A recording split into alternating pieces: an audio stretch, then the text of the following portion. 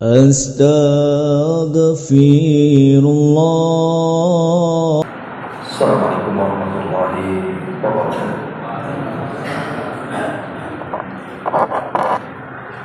Alhamdulillah wassalatu wassalamu ala Rasulillah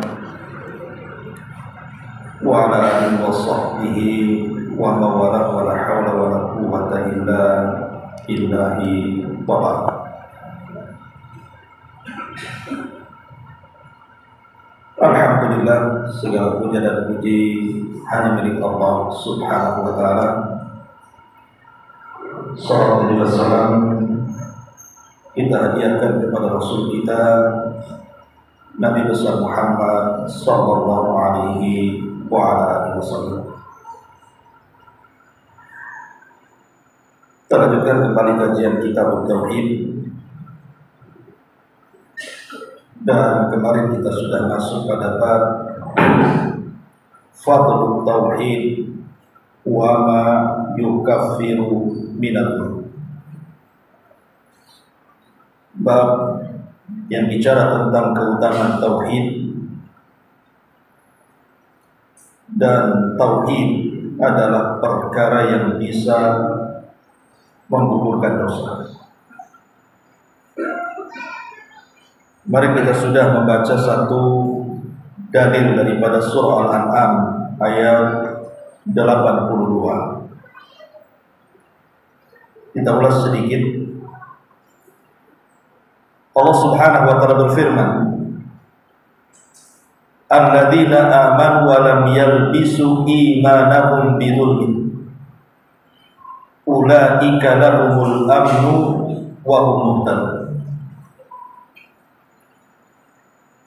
Orang-orang yang mereka beriman dan tidak mencampur adukan keimanan mereka dengan kezaliman, maka mereka layak mendapatkan keamanan dan mereka akan diberikan petunjuk. Ketika ayat ini turun, para sahabat Nabi SAW datang kepada Rasul. Mereka merasa berat dengan ayat ini, karena di benak para sahabat, kalau syarat mendapatkan keamanan dan petunjuk dari Allah Subhanahu wa ta'ala harus tidak mencampurkan keimanan dengan kezaliman, maka sahabat mengatakan fa ayyuna lam yadlim nafsa. Siapa di antara kita yang terlepas dari kezaliman? Jadi para sahabat memahami arti zalim di sini adalah seseorang mendolimi dirinya atau orang lain. Siapa yang selamat dari kezaliman seperti ini? Karena yang namanya manusia terkadang ada kekurangan dalam melaksanakan hak-hak selama dia hidup. Mungkin kurang melaksanakan hak dia kepada diri sendiri, kepada keluarga, istri, anak, orang tua, dan begitu seterusnya. Jadi sahabat protes dan mengatakan, kalau memang syarat mendapatkan keamanan dan juga hidayah harus terlepas dari kezaliman, siapa di antara kita yang tidak melakukan kezaliman?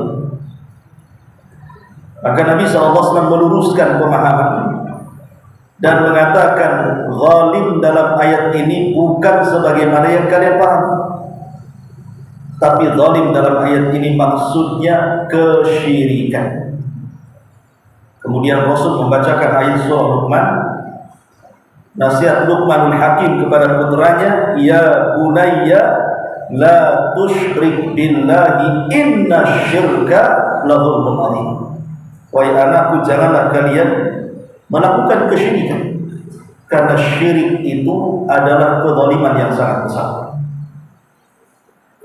Berarti ayat ini maknanya adalah orang-orang yang mereka beriman, maksudnya yang mentauhidkan Allah Azza wa Jalla.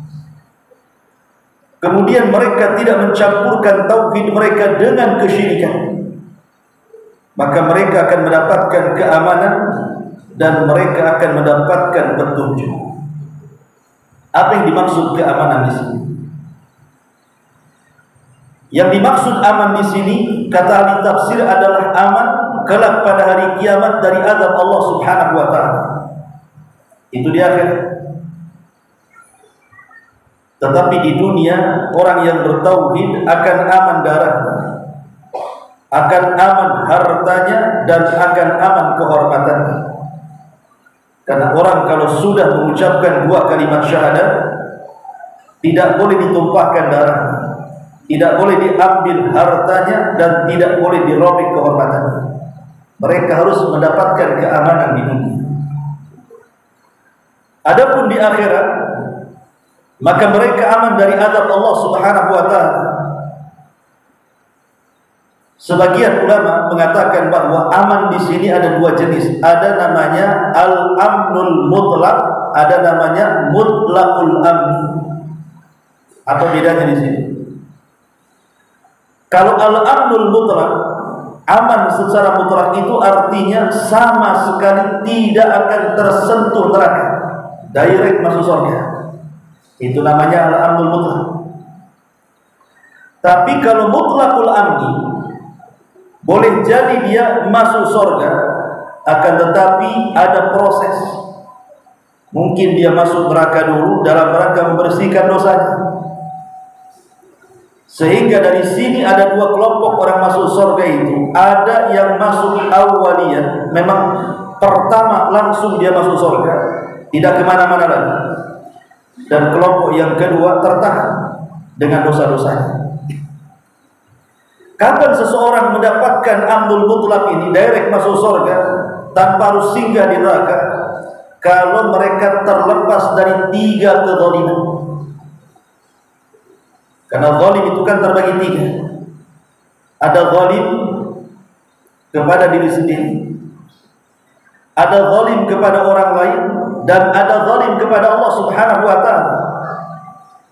Kalau dia tidak melakukan kezaliman kepada dirinya sendiri dan melaksanakan hak-hak yang diwajibkan kepadanya, dan dia juga tidak berlaku zalim kepada orang lain, dan dia juga tidak berlaku zalim kepada Allah, alias tidak menyekutukan Allah Azza wa Jalla, maka dia mendapatkan al-amnul mutlaq, direct masuk surga, ada cerita.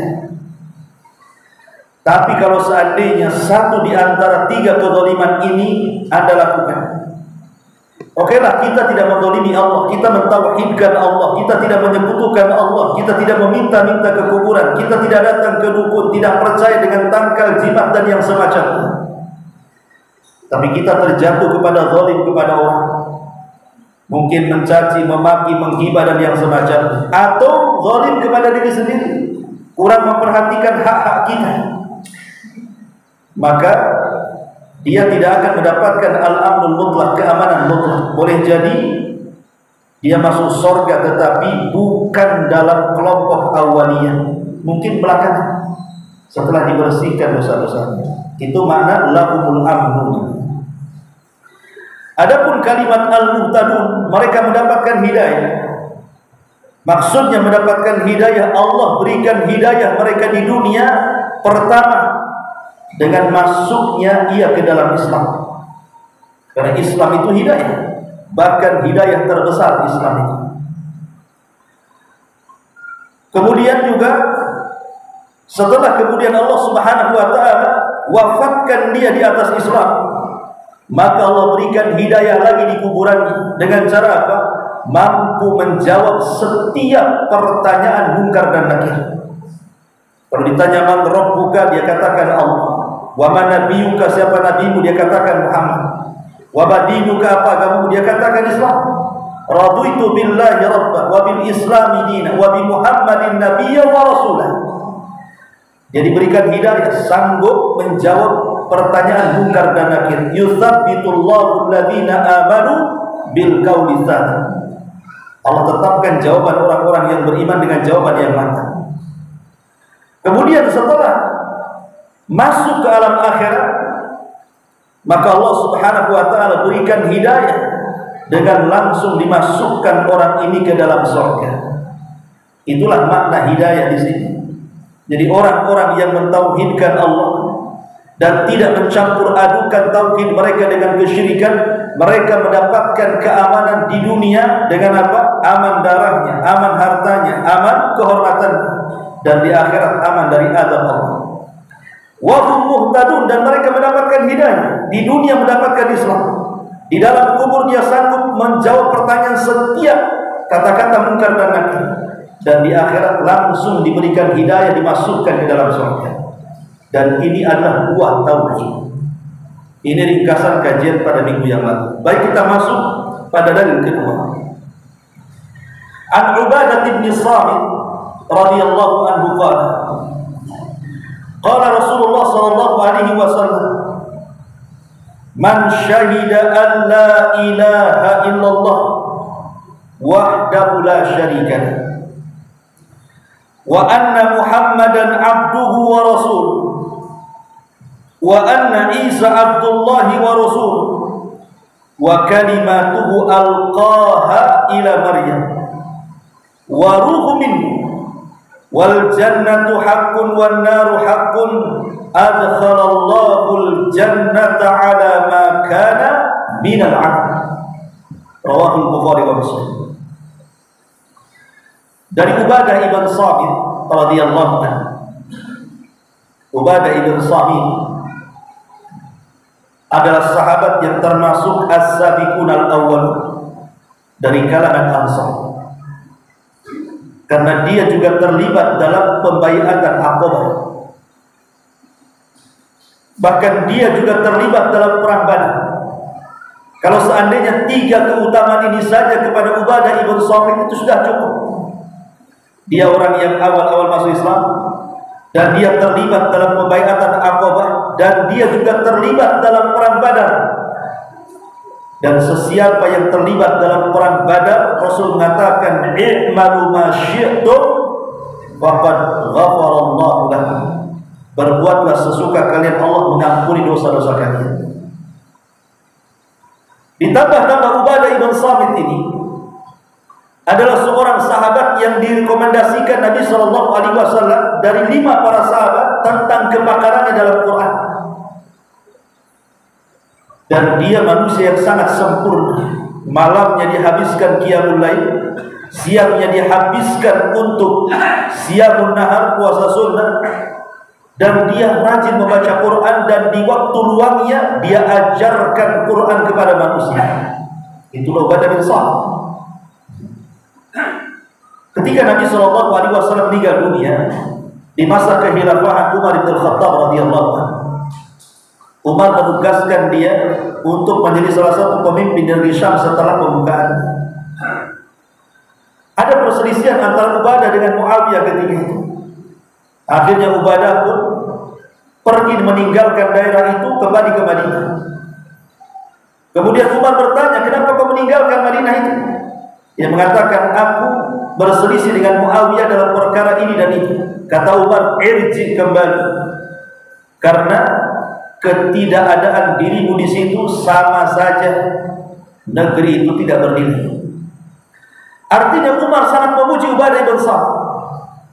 Dan Ubadah ibn Samit itu terkenal jihadnya, bukan hanya Qur'annya saja, bukan hanya puasanya, bukan hanya qiyamul lail, dia terkenal jihadnya. Dialah yang membebaskan Mesir dari Raja Muqawqis. Yang di zaman Nabi SAW pernah disurati, tapi tidak mau masuk Islam, tetapi menghargai surat Nabi dengan cara memberikan hadiah kepada Rasul 2 budak, pertama Sirin dan yang kedua Maria Al-Qibtiyah, yang kemudian digauli oleh Rasul Maria dan punya putra Ibrahim.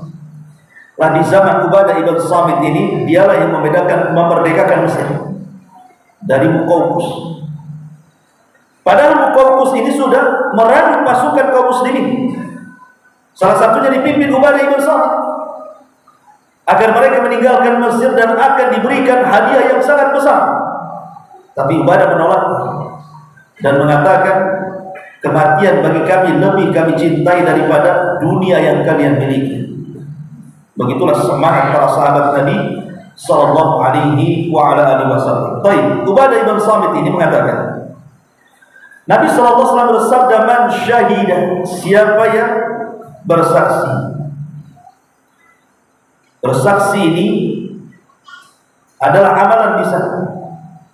Artinya mengucapkan 2 kalimat syahadat ini tidak bisa disimpan dalam hati. Orang masuk Islam Kalau mengucapkan 2 kalimat syahadat dalam hati belum dikatakan muslim.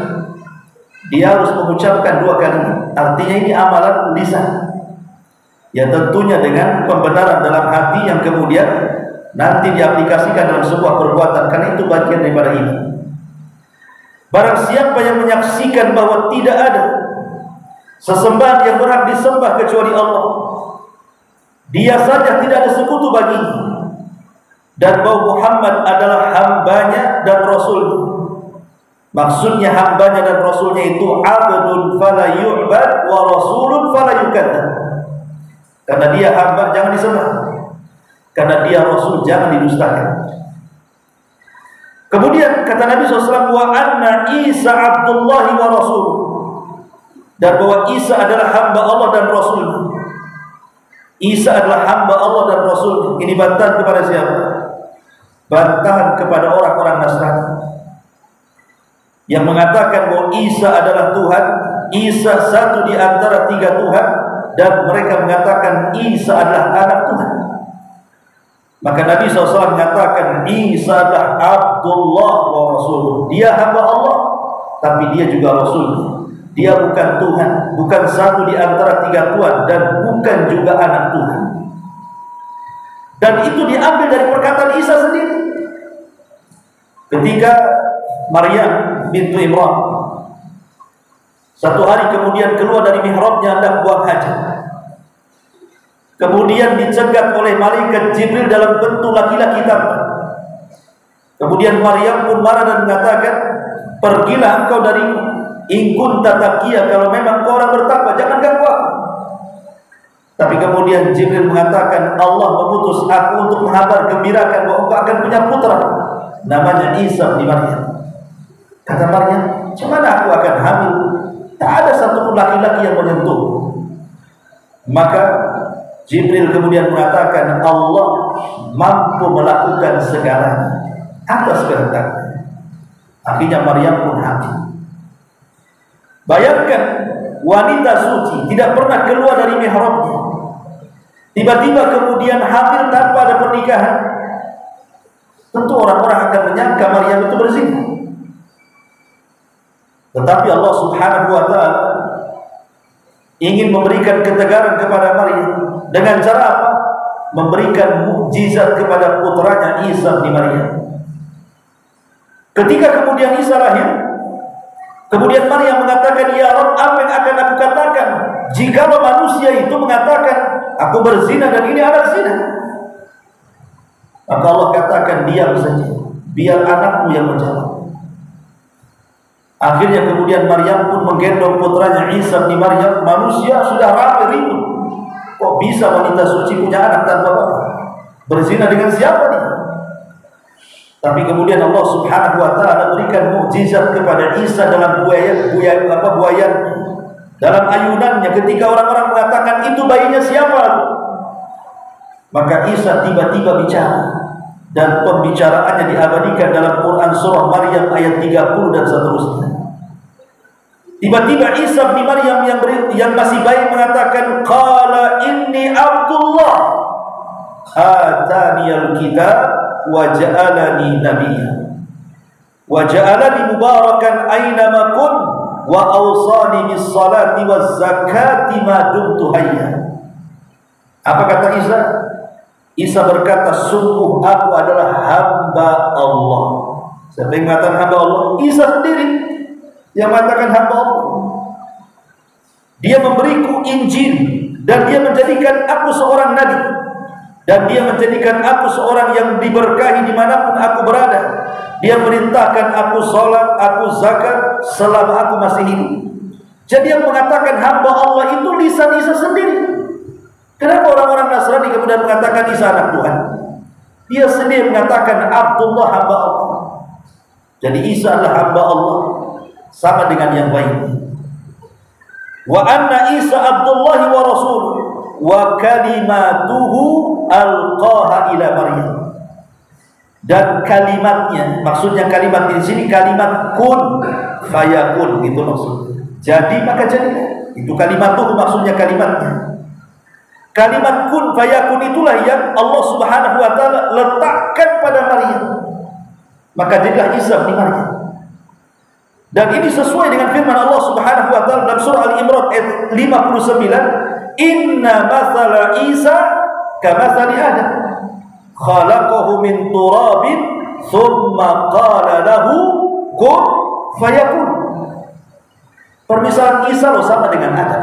Apa bedanya Isa dengan Adam? Kalau Isa memiliki keajaiban, dia lahir tanpa ayah, Adam lebih hebat lagi. Dia terlahir tanpa ayah, tanpa ibu pun Adam. Kenapa kalian mengatakan Isa Tuhan dan tidak mengatakan Adam Tuhan? Bukankah Adam lebih hebat lagi mukjizatnya kan? Terlahir tanpa ayah lagi, tanpa Tuhan lagi. Allah yang buat dia, yang bentuk dia. Tapi Isa terbentuk dalam rahim setiap ibu-ibu. Prosesnya sama dengan bayi-bayi biasa. 9 bulan baru lahir. Hanya ruh saja yang mungkin memiliki keistimewaan di antara seluruh ruh manusia. Itu saja. Tapi proses kelahirannya sama dengan manusia yang lain. Tidak ada beda.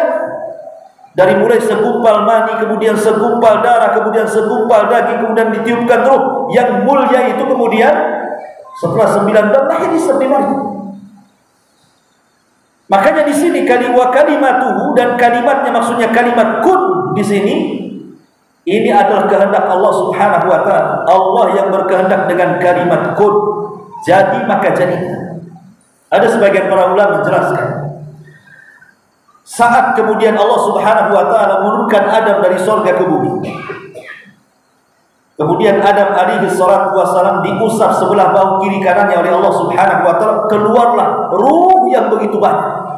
Dan itu akan menjadi cikal bakal anak cucu Adam alaihi salam, baik dari sebelah kanannya atau sebelah bahu kiri. Kemudian Allah Subhanahu wa taala mengambil ruh Isa bin Maryam, dikecualikan dari ruh-ruh mereka, ditempatkan di sisinya sebagai bentuk kemuliaan. Kemudian ruh Isa ini tidak dibawa oleh malaikat ruh. Lain dengan kita ini, kalau ketika kita berada di rahim ibu kita, ketika usia kita 4 bulan, yang membawa ruh itu memang malaikat yang ditugaskan oleh Allah untuk memasukkan ruh ke dalam rahim ibu kita. Tapi khusus Isa bin Maryam yang mengantarkan ruh bukan malaikat ruh, tapi Jibril alaihi salam. Kenapa Jibril yang mengantarkan ruh itu? Untuk menunjukkan kemuliaan. Karena orang ini akan menjadi mulia sehingga diantar oleh malaikat termulia dari seluruh malaikat, Jibril alaihi salatu wassalam. Makanya ruh itu yang menghantarkan Jibril, yang masukkan ke rahim Maryam itu. Baru setelah kemudian berproses menjadi seorang manusia dalam janin ibunya Maryam bintu Imran, baru keluar sebagai manusia. Sama dengan kita Isa bin Maryam, manusia juga. Cuman ini bagian daripada kekuasaan Allah, kehebatan Allah, kesempurnaan Allah. Mampu menciptakan manusia tanpa ayah dan bapa Adam, mampu menciptakan manusia tanpa ibu Hawa, mampu menciptakan manusia tanpa bapa Adam, dan mampu menciptakan kita dengan adanya ibu bapa. Itu semua kuasa Allah ya. Jangan kemudian diartikan bahwa Isa adalah anak Tuhan, atau yang lebih parah lagi mengatakan Isa adalah Tuhan itu sendiri. Kemudian Nabi SAW mengatakan waruhun minhu, dan ruh Isa dari Allah Subhanahu wa ta'ala. Sebagian orang-orang Nasrani berdalil, lihat bagaimana Rasul kalian mengatakan waruhun minhu, katanya. Bukankah ruh Isa itu dari Allah? Berarti Isa itu bagian daripada Allah. Mereka menganggap seperti itu. Ketika Rasul mengatakan waruhum minhu, dan ruhnya Isa dari Allah, berarti kita pahami bahwa Isa itu bagian daripada Allah. Sudah sewajarnya kita katakan Isa itu anak Tuhan. Maka kita katakan ma'asyiral muslimin yang dimuliakan Allah Azza wa Jalla, seperti bantahan Al-Imam Al-Baqillani rahimahullahu ta'ala. Ada seorang alim ulama Islam namanya Imam Al-Baqillani. Orang ini suka berdialog, suka berdebat dengan orang-orang Nasrani, bahkan dengan raja. Dia berdebat, macam-macam perdebatan. Jadi satu hari Raja Nasrani di Sesumbar, tidak ada yang datang berdebat kepadaku dan datang ke istanaku kecuali dia harus datang dalam posisi sujud, gitu. Orang-orang mengatakan ada orang yang tak mau sujud kepadamu. Kata sang raja, siapa dia? Namanya Bakilani. Oh, kalau begitu datangkan Bakilani ke sini. Saya bisa dia buat sujud di hadapanmu. Akhirnya dikirimlah surat tantangan debat dengan pendeta-pendeta di istana yang mengundang Raja Nasrani. Kata Raja Nasrani, tutup semua pintu istana, jangan ada yang dibuka. Kemudian kasih lubang kecil di bawah, biar dia kalau masuk kepalanya dulu, nanti kan posisi sujud, aku akan berdiri di hadapannya. Akhirnya kemudian betul dibuat, pintu ditutup, kemudian dibuat lubang kecil-kecil yang bisa masuk itu dalam posisi sujud. Imam Bakilani cerdas, dia tidak mau kepalanya dulu yang masuk, kakinya dulu yang masuk. Baik. Kalau kakinya dulu yang masuk kan nunggini raja kan begitu ya. Raja sampai geleng-geleng kepala, dia kakinya dulu masuk, baru kepalanya belakang, baru kemudian dia berdiri, baru kemudian membalik kepada raja. Tiba-tiba setelah raja bingung, kemudian Imam Bakilani menyapa para pendeta di sekitarnya dan mengatakan, macam mana kondisimu? Sehat atau tidak? Macam mana keluarga? Baik atau tidak? Oh, marah raja ini dan mengatakan, hei Bakilani, kok tidak tahu pendeta itu tidak kawin? Kok tanya pula bagaimana anaknya, bagaimana istrimu? Katanya. Ya. Maka Bakilani mengatakan, bagaimana dia tidak kawin? Maryam punya anak. Maryam punya anak. Ini gimana pula tak punya anak? Ma'asyiral muslimin yang dimuliakan Allah Azza wa Jalla, sampai perdebatan kepada kalimat wa ruhum minhu. Bukankah Nabi kalian kata mereka mengatakan ruh min ruh, Isa itu dari Allah, berarti Isa itu bagian daripada Allah.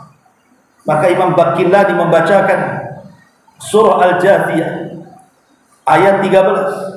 وَسَخَّرَ لَكُم مَّا فِي السَّمَاوَاتِ وَمَا فِي الْأَرْضِ جَمِيعًا مِنْهُ. Dan Allah tundukkan kepada kalian apa yang ada di langit dan apa yang ada di bumi, semuanya minhu, dari Allah Subhanahu wa ta'ala. Apa bedanya? Apakah kemudian langit bumi bagian daripada Allah? Tidak akan begitu. Sebagaimana langit dan bumi bukan bagian daripada Allah, tapi dia makhluk yang Allah ciptakan, begitu juga Isa dalam hadis itu, minhu itu artinya bukan dia bagian daripada Allah. Sebab kalau kalian mengatakan itu bagian daripada Allah, maka ayat ini juga sama. Jadi mustahil kalau langit dan bumi bagian daripada Allah. Maka terdiamlah mereka. Dan banyak persoalan yang ditanyakan. Salah satunya adalah persoalan Aisyah Ummul Mukminin radhiyallahu anha. Mereka mengatakan, aku dengar bahwa ummukum, ibu kalian Aisyah radhiyallahu anha adalah wanita pezina, katanya. Karena mendengar bahwa Aisyah kan pernah dituduh oleh orang munafik berzina dengan Safwan ibn Mu'attil kan.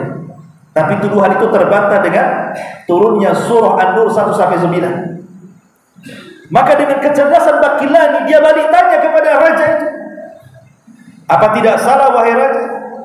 Jangan-jangan ibu kalian yang berzina, maksudnya Maryam. Kok bisa kau mengatakan seperti itu? Kata Bakilani, iya, ibu kami Aisyah Ummul Mukminin tidak punya anak, punya suami. Ibumu punya anak, tak punya suami. Kira-kira yang pantas dikatakan berzina siapa? Kan gitu kan. Ada perempuan punya anak, tak punya suami. Yang satu tak punya anak, punya suami. Kira-kira tuduhan berzina ini pantasnya kepada siapa? Yang punya anak, tak punya suami. Ini anak siapa ini? Kan begitu ya? Tapi ini tidak punya anak, pada buktinya kalau dia berzina, dia pun punya suami. Tapi aku yakin baik ibu kami Aisyah Ummul Mukminin atau ibu kalian Maryam bintu Imran, dua-duanya wanita suci, kata Bakilani. Ini perdebatan luar biasa. Ma'asyiral muslimin yang dimuliakan Allah Azza wa Jalla.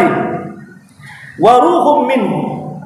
Kemudian Nabi SAW mengatakan, wal jannatu haqqun wan naru haqqun.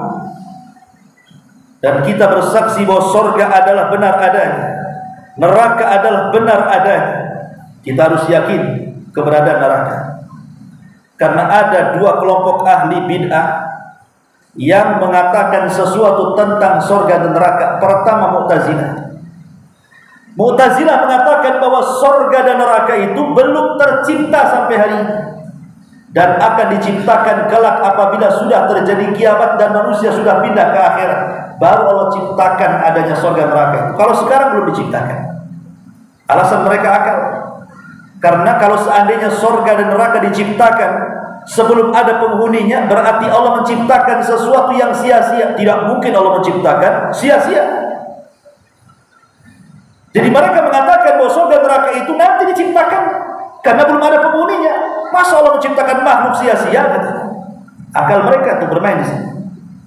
Maka kita katakan Allah tidak pernah menciptakan makhluk itu sia-sia. Tidak surga, tidak neraka. Pertama, ya, dijawab oleh para ulama bahwa Allah Subhanahu wa taala yang menetapkan bahwa surga dan neraka itu sudah ada. Allah yang mengatakan dalam Quran, "U'iddat lil muttaqin." Surga itu disiapkan bagi orang yang bertakwa. Kalimat disiapkan itu harus ada bendanya. Kalau belum ada bendanya, nggak mungkin dikatakan disiapkan. Begitu juga neraka. Allah Subhanahu wa taala juga mengatakan hal yang sama, "U'iddat lil kafirin." Telah disediakan bagi orang kafir. Maknanya kalau neraka sudah disediakan berarti barangnya ada. Masa barang yang nggak ada disiapkan? Ini yang pertama. Yang kedua, kalau kalian katakan bahwa Allah tidak mungkin menciptakan abatha sia-sia surga neraka ini, sehingga belum tercipta, karena kalau diciptakan sekarang nggak ada gunanya, kan? Maka kita katakan bahwa kata siapa surga neraka itu kalau sudah tercipta tidak ada gunanya? Banyak gunanya. Salah satunya kita sebagai orang yang beriman, kan? Kalau surga sudah ada dengan berbagai macam kenikmatannya, kemudian kita beribadah, maka semakin semangat kita untuk beribadah. Kenapa? Sudah ada surganya. Atau bagi ahli maksiat, ketika mereka mendengar neraka sudah disiapkan dengan berbagai macam nyala api yang menyala-nyala dan azab yang sangat pedih, makin jauh dia dari maksiat karena nerakanya sudah ada. Masalah dari mana ini sia-sia? Kemudian yang ketiga, surga dan neraka itu, terutama surga, sudah ada penghuninya. Di sana ada bidadari. Kan bidadari sudah ada di sana. Allah ciptakan, dan Rasul pernah melihat bidadari. Ketika melihat istana terbuat dari emas, kemudian Rasul bertanya untuk siapa, dikatakan itu Umar bin Khattab. Ketika Rasul hendak melangkahkan masuk ke istana, pengen lihatlah istana Umar macam mana dalamnya, tiba-tiba terhenti, tidak jadi masuk karena ada bidadari di situ. Dia pun menundukkan pandangannya dan tidak jadi masuk karena itu bidadari milik Umar. Ketika setelah peristiwa itu dia datang kepada Umar bin Khattab dan mengatakan, kata Umar, apakah dengan engkau aku harus cemburu wahai Rasul? Kenapa kau tak masuk saja? A'alaika agharu ya Rasulullah? Apakah dengan engkau harus aku cemburu dengan engkau wahai Rasul? Kata Rasul, tidak. Aku tidak mau menginjak sesuatu yang bukan hak. Ma'asyiral muslimin yang dimuliakan Allah Azza wa Jalla. Maka dari sini kita tahu bahwa surga dan neraka itu sudah tercipta. Dan dibantah kepada Mu'tazilah. Lain pula dengan Jahmiyah. Kaum yang sudah dikafirkan para ulama. Kata Imam Ibnul Qayyim dalam kitab Muniyahnya, 500 lebih para ulama di zamannya mengkafirkan Jahmiyah. Pendirinya Jahmi bin Safwan, murid daripada seorang yang kemudian sampai kepada Labid bin Asam, penyihir Nabi SAW. Jahmiyah mengatakan bahwa surga dan neraka itu tidak kekal. Makanya dulu terbit di negeri kita ini ada yang mengarang buku karya seorang dosen dari Universitas Islam, mengarang buku, apa judul bukunya? Ternyata surga dan neraka itu tidak kekal. Bayangkan. Ini kan Ma'asyiral muslimin yang dimuliakan Allah Azza wa Jalla, jelas-jelas di dalam Al-Qur'anul Karim Allah yang mengatakan surga neraka kekal, kan? Seperti Allah mengatakan, innal ladzina amanu wa 'amilus shalihat ulaika ashabul jannah hum fiha khalidun. Orang-orang yang beriman dan beramal saleh, maka mereka akan masuk ke dalam surga dan mereka dikekalkan di dalamnya selama-lamanya. Dan Allah juga mengatakan, innal ladzina kafaru wa kadzdzabu biayatina ulaika ashabun nar hum fiha khalidun. Orang-orang yang kufur dan mendustakan ayat kami, maka mereka akan dimasukkan ke dalam neraka dan mereka dikekalkan di dalamnya selama-lamanya. Maka kita katakan bahwa surga neraka itu kekal. Kenapa orang-orang Jahmiyah mengatakan surga neraka itu tidak kekal? Karena mereka mengatakan, apa bedanya Allah kekal, surga neraka kekal? Lalu apa bedanya kekekalan Allah dengan surga neraka katanya? Maka dijawab oleh para ulama, beda kekalnya surga dengan kekalnya Allah.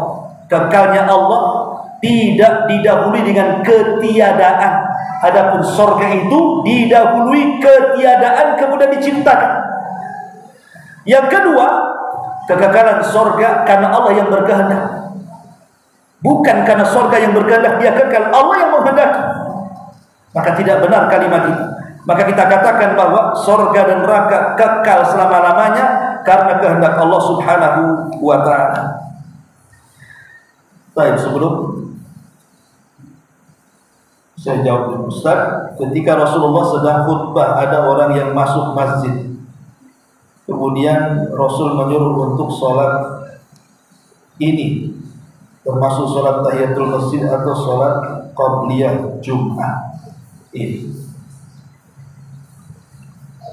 sholat tahiyatul masjid adalah sholat yang memang dianjurkan setiap kita masuk masjid.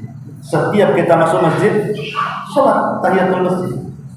Jadi ketika Rasul berkhutbah ada orang yang masuk kemudian duduk, kemudian Rasul mengatakan qum fasalli, berdiri kau sholat, maksudnya sholat tahiyatul masjid. Itu pensyarah semua kitab-kitab fikih seperti itu. Tapi masalahnya ada pertanyaan, ada nggak qabliyah Jumat? Ini pertanyaan. Sebagian para ulama mengatakan tidak ada qabliyah Jumat. Yang ada qabliyah zuhur, dan tidak bisa dikiaskan zuhur dengan Jumat. Tapi kalau yang dimaksud qabliyah Jumat itu bukan rawatib, ya, tetapi nafilah, tidak ada masalah. Karena ada hadis yang mengatakan baina adzanaini salat. Setiap di antara dua adzan itu ada salat. Maksudnya salat di sini salat sunnah, bukan salat rawatib. Ya. Kalau maksudnya kita ini salat di antara dua adzan, maksudnya adzan ke qomat. Ya, adzan kedua, bukan adzan pertama. Adzan kedua ke qomat gitu. Kedua namanya di antara dua adzan kan. Di situ ada salat, ya.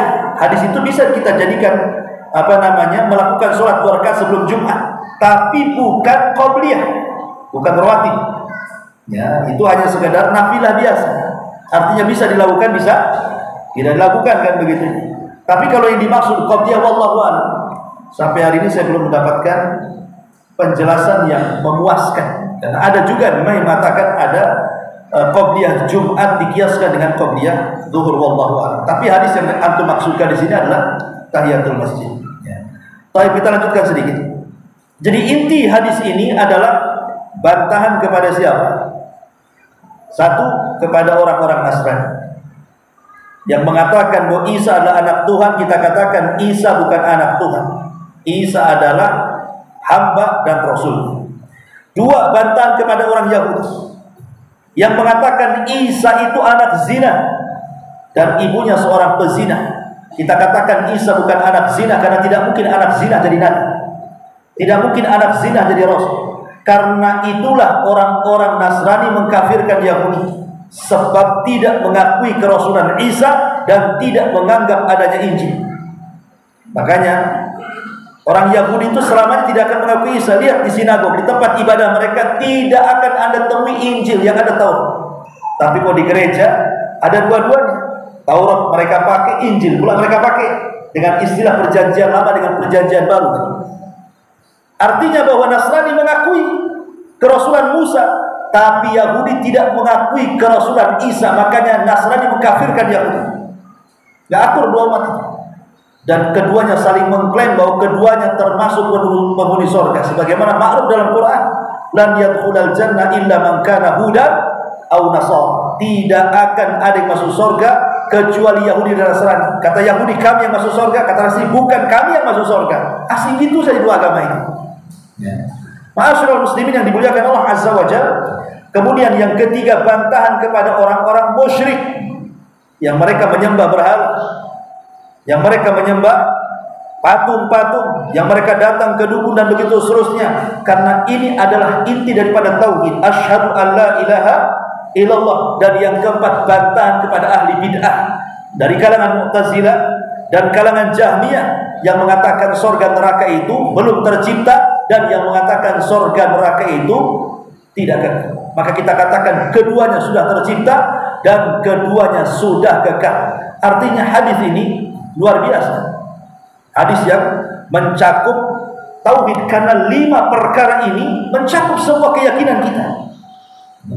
Ini kan terkandung 5 perkara itu. Pertama, persaksian bahwa tidak ada sembahan yang berhak disembah kecuali Allah Subhanahu wa taala. Yang kedua, bahwa Isa adalah hamba Allah dan Rasulnya. Bahwa Isa adalah hamba Allah dan Rasulnya. Kemudian juga wa kalimatuhu alqaha ila Maryam wa ruhu minhu. Kemudian bicara soal surga, bicara soal neraka. Ya. Kemudian ditutup dengan kalimat adkhalahullahu jannah ala ma kana minal amal. Maka Allah Subhanahu wa taala akan masukkan ke dalam surga sesuai dengan amalannya. Dari sini kita tahu bahwa ada yang masuk surga lebih dulu, ada yang masuk surga belakangan. Tapi ingat, ahli tauhid tidak mungkin dikekalkan di neraka. Kalaupun Allah takdirkan dia masuk neraka, tidak mungkin kekal, pasti dikeluarkan dan akan dimasukkan ke dalam surga. Itulah keutamaan tauhid. Minimalnya walaupun harus masuk neraka, tapi ada kesempatan masuk surga. Subhanallah wa bihamdika, asyhadu an la ilaha illa anta, astaghfiruka wa atubu ilaik. Allahu ta'ala. Assalamualaikum warahmatullahi wabarakatuh.